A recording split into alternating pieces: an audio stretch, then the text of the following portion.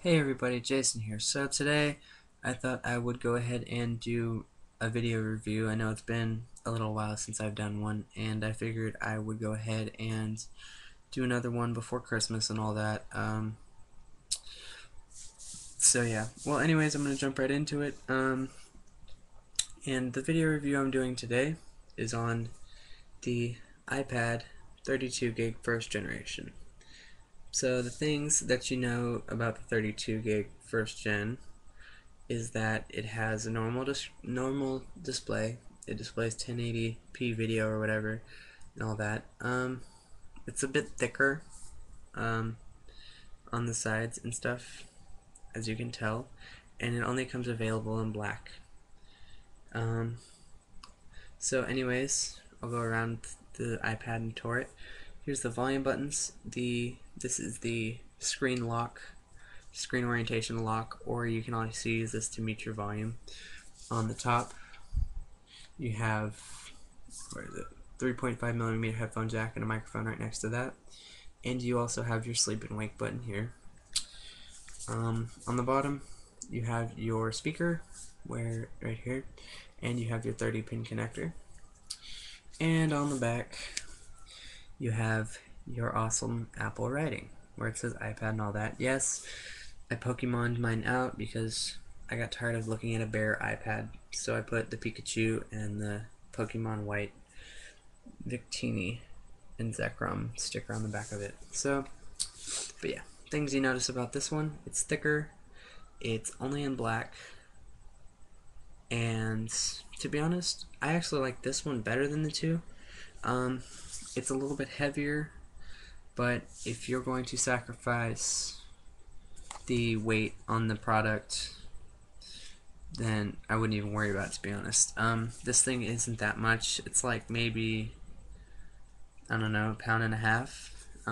It's not really that heavy. It's got the 9.7-inch screen on it, so it is a very nice tablet to use.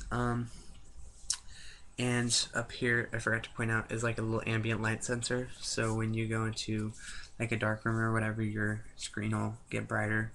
But yeah, so personally, if I had to make a choice between this iPad or the iPad 2, this one would be my choice hands down. Yes, the iPad 2 does have the cameras on the front and back. It's thinner. It has all that, like the Retina display, I think, stuff like that.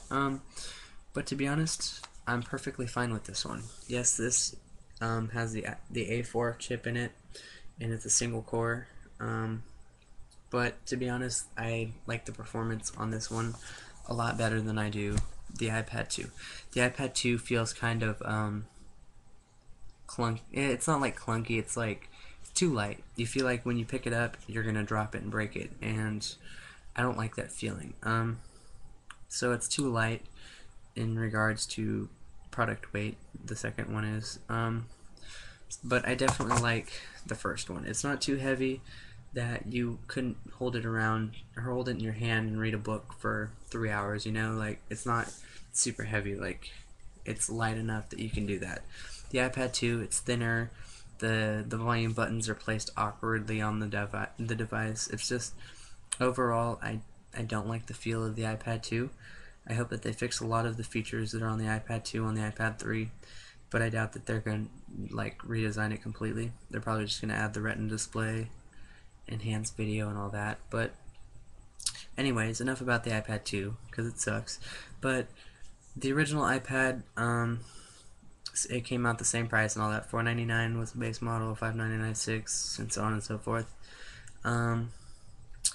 And personally, I love my original iPad. I wouldn't trade it for the world, and I don't plan on upgrading. I don't see the point.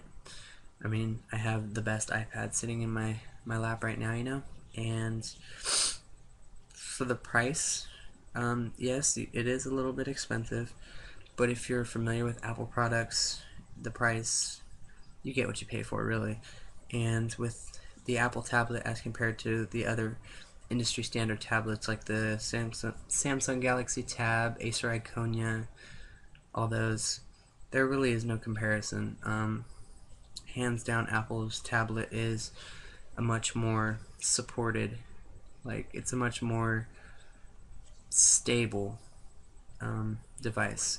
Um, and they just released iOS 5 not too long ago, a couple months ago, and even though this thing doesn't have the camera features and all that, it still runs flawlessly. I love the fact that with iOS 5 you can like close out and like you be in internet or whatever, you be in Safari browsing and you just pinch and it closes Safari. I think that's pretty cool. You can like flip up and down with the menu bar. You can do all kinds of stuff. I mean, it's pretty cool. So I definitely recommend the first generation iPad. To be honest, I think it looks a lot sexier.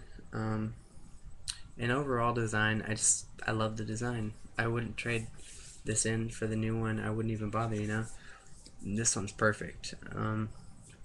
Yeah, I've had this thing since June of last year when I graduated high school, and yeah, well, not this particular model. I've been through three as mine were having software problems.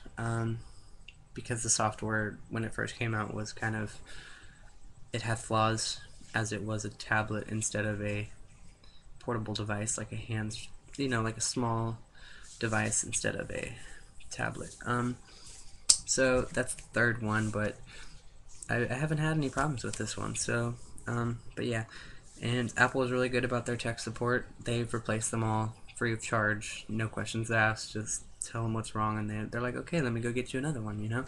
So I definitely love my iPad, and if you're contemplating buying the second generation iPad and you don't really care about the cameras but you want an iPad, I'd recommend going with the older models, as to be honest, they're much more stable as compared to the new one.